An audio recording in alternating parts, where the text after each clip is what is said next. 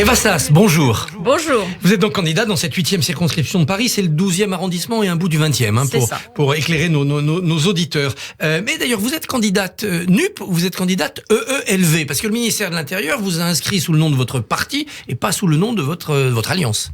Oui, nous on souhaitait effectivement qu'on puisse être identifié comme NUP parce que ce qu'on va communiquer au soir du premier tour, c'est important.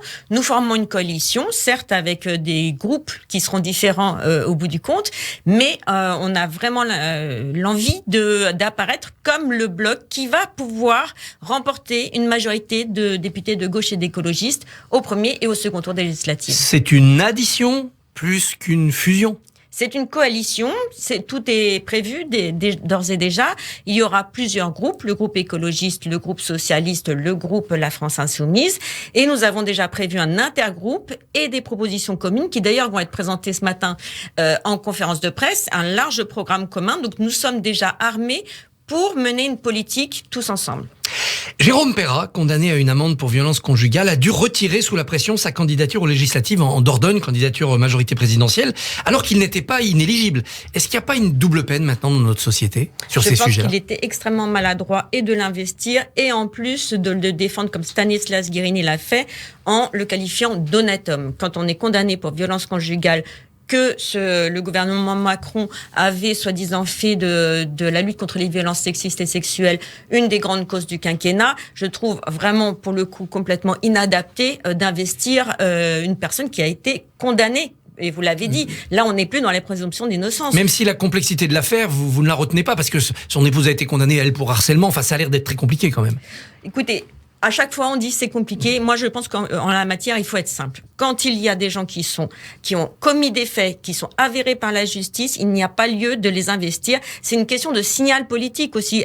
Quel signal on envoie aux femmes quand on dit vous pouvez avoir commis des violences conjugales et être un élu de la République? Moi, je pense que pour faire avancer cette cause dans la société, il fallait évidemment ne pas l'investir et il est heureux qu'il ait renoncé à cette investiture. Est-ce qu'il faut aller plus loin et, par exemple, quand quelqu'un est condamné pour de tels faits, dire qu'il y a une peine d'inéligibilité automatique? Alors, vous devez connaître ma bio parce que j'avais défendu exactement cet amendement en 2016, effectivement, qu'il y ait une peine d'éligibilité qui soit automatique. Il y a des mesures qui sont adoptées. Elle ne peut pas constitutionnellement être totalement automatique. Moi, j'aimerais que la justice, effectivement, prononce plus souvent des peines d'inéligibilité et que ce soit un petit peu la norme. Et c'est ça qui manque aujourd'hui. Quand on est condamné pour violence conjugale, on ne doit pas pouvoir être éligible. Toujours pas de gouvernement dans notre pays. C'est une patience salutaire parce qu'il faut bien soigner l'équipe, ou bien c'est une lenteur tactique pour que on ne parle pas trop de ce que fait le gouvernement puisqu'il n'y en a pas? C'est évidemment une lenteur tactique pour occuper l'espace médiatique, qu'on ne parle pas d'autres sujets, qu'on soit polarisé finalement sur le peu d'action, mais surtout les petites phrases, les déplacements. Les favoris, les disgraciés, etc. Voilà, les visiteurs du soir. Je trouve ça un peu dommage pour la démocratie. Moi, personnellement, je n'attends rien de la formation de ce gouvernement. Qu'on parle des vrais sujets. Il a fait 31 degrés hier à Paris. On n'entend pas du tout parler d'action en matière de lutte contre le dérèglement climatique et je dirais aussi d'adaptation au changement climatique parce qu'il fait si chaud qu'il va falloir isoler les logements pour se protéger à la fois de la chaleur mais aussi du froid, qu'il va falloir isoler les écoles. Voilà ce sur quoi on attend le gouvernement. Justement, le président a promis un ministre de la transition énergétique et un autre de la planification écologique territoriale. Sur le papier, pour vous, ça c'est un bon signe? Ça aurait été un bon signe s'il y avait un gouvernement NUPS et j'espère que demain il y aura un gouvernement NUPS dans lequel on pourrait effectivement adopter ce type d'architecture. Mais on a bien vu que pendant 5 ans le gouvernement n'a rien fait. C'est le gouvernement de l'inaction climatique. On l'a répété souvent, mais ils ont été condamnés 2 fois pour inaction climatique. Donc architecture ou pas, c'est toujours de la com et c'est ce qu'on fait depuis 5 ans. Et visiblement ils vont continuer à faire de la communication puisqu'ils ont choisi la même ministre, enfin celle qui était la ministre de l'inaction climatique, pour devenir Premier ministre. Mais si demain on apprend que c'est un écologiste, par exemple comme Pascal Canfin, ou Jean Covici, ou Tubiana, ou Yann Verling, qui est nommé à ce poste, est-ce que vous serez rassuré? Pas du tout.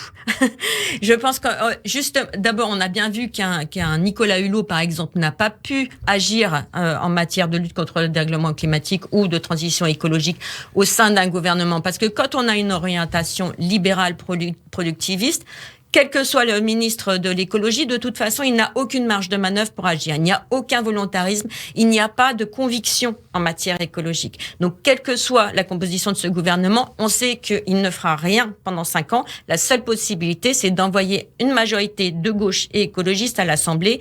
Et je crois que c'est ce en quoi les électeurs doivent placer leur espoir. Alors, le gaz et le pétrole sont hors de prix. En France, un réacteur nucléaire sur 2 est à l'arrêt pour des raisons de maintenance. Il en faut donc des réacteurs neufs au plus vite, non ? Au plus vite. Vous savez bien que si on lance aujourd'hui la création d'EPR, ils ne seront prêts qu'en 2030 ou 2040. La solution à court terme, c'est 2 choses, les économies d'énergie et les énergies renouvelables. Et je pense d'ailleurs que c'est de plus en plus consensuel, parce que c'est la vraie solution pour pouvoir faire face effectivement aux besoins énergétiques, et on a besoin effectivement de produire de l'énergie, mais on a surtout et avant tout besoin de se passer de l'énergie. Et les économies d'énergie, en vérité, c'est ça la mère des batailles, c'est ce qu'il faut faire. Aujourd'hui, il y a certes 700 000 logements qui sont rénovés chaque année, mais c'est des rénovations très faibles, de l'ordre de 3 000 €. On voit bien que on peut pas avoir une rénovation globale pour 3 000 €. Donc nous, ce que nous voulons, c'est les grands chantiers de la transition écologique, 700 000 rénovations globales et le reste à charge zéro pour les familles modestes. C'est comme ça qu'on va gagner la bataille de l'énergie. C'est-à-dire les familles modestes, les travaux seront pris en charge par de l'argent public, et les familles moins modestes, on les obligera à faire des travaux et elles le paieront. Alors, il peut y avoir des mesures effectivement comme les droits à la mutation quand on revend un logement. C'est déjà d'ailleurs le cas. Aujourd'hui, on ne peut pas louer, par exemple, quand on a une étiquette F ou G. Eh bien, ce type de mesures, oui, effectivement, il faut aussi les mettre en place, mais c'est surtout accompagner, aider largement. Nous voulons mettre plus de 10 milliards d'euros par an sur la table pour l'isolation thermique. J'ajoute qu'il faut aider aussi les copropriétés, qu'il faut rénover les écoles, qu'il faut rénover les logements sociaux. C'est donc un grand chantier, d'ailleurs très créateur d'emplois, et c'est ça qu'il faut mettre en place. L'Allemagne, et elle n'est pas la seule, relance son programme éolien pour être indépendante en termes d'énergie, mais en France, ça bloque l'éolien. Les Français, de plus en plus, n'aiment pas l'éolien. Alors, ce n'est pas du tout ce que montrent les sondages. Je suis désolée de vous contredire. Mais sur place, ça râle. Quand il y a des champs d'éoliennes, il y a des opposants. Certains râlent, mais en vérité, tous les sondages montrent qu'il y a une majorité silencieuse, pour le coup, qui préfère l'éolien, qui adopte l'éolien. Mais c'est vrai qu'en termes d'acceptabilité, ce qu'il faut faire le mieux à faire, c'est de faire les projets avec les citoyens. Nous, on l'a fait sur le terrain avec des communautés citoyennes d'énergie qui investissent elles-mêmes dans les projets éoliens. Et là, effectivement, on a des projets extrêmement consensuels sur lesquels tout le monde est d'accord. Donc, l'éolien, je ne crois pas du tout qu'il y ait une réaction négative de façon générale. Oui, il y a certaines personnes qui râlent, et oui, il faut y faire attention. Mais en vérité, la France adhère massivement à l'éolien, et c'est une des solutions pour l'avenir, effectivement. La Finlande, qui ne reçoit plus d'électricité de la Russie, se réjouit de son réacteur nucléaire EPR. Est-ce que vous, les écologistes, vous ne devez pas concéder que pour quelques décennies, à cause de la géopolitique, le nucléaire est nécessaire ? Mais on l'a toujours dit, il faut sortir progressivement et en fonction de la montée en charge des énergies renouvelables. Il n'est pas question de risquer le blackout ou de mettre en danger l'approvisionnement énergétique de la France. On peut tout à fait le faire de façon progressive et raisonnée, mais il faut que le cap soit clair, et je crois que pour les écologistes, il a toujours été extrêmement clair. Alors Yannick Jadot est réapparu à vos côtés samedi. Bon, il demeure discret, il va faire d'autres apparitions pour d'autres candidats. La NUPES, c'est pas son truc ? Ça, c'est une question qu'il faut lui poser. Moi, j'étais très heureuse, très honorée qu'il choisisse comme premier déplacement dans cette campagne législative la 8e circonscription sur laquelle je me présente. Il sera actif auprès de plusieurs candidats. Et sur votre affiche avec Jean-Luc Mélenchon ?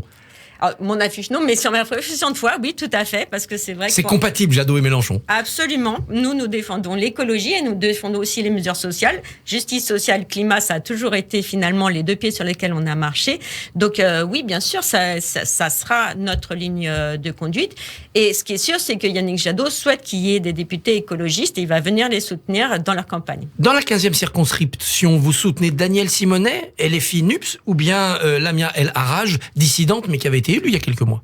Écoutez, nous faisons partie de la NUPS, donc nous sommes évidemment solidaires de tous les candidats qui ont été désignés par la NUPS, et c'est tout à fait inadéquat de briser cette coalition qui vraiment crée un espoir dans le pays. Depuis le 7 mai, tous les électeurs viennent vers nous pour nous dire qu'enfin ils ont été entendus, enfin il y a un espoir de faire revenir la gauche et les écologistes dans l'Assemblée, qu'elles reprennent pied dans le débat public.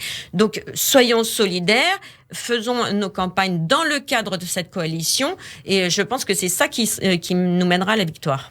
Les arguments de la droite et de la droite dure, on les entend déjà. S'il y a des écolos, il y aura le burkini dans toutes les piscines. Ça, c'est à cause d'Éric Piolle. Est-ce qu'il n'a pas été maladroit de mettre ce débat au conseil municipal en pleine législative ? Écoutez, pour moi, c'est un non-débat.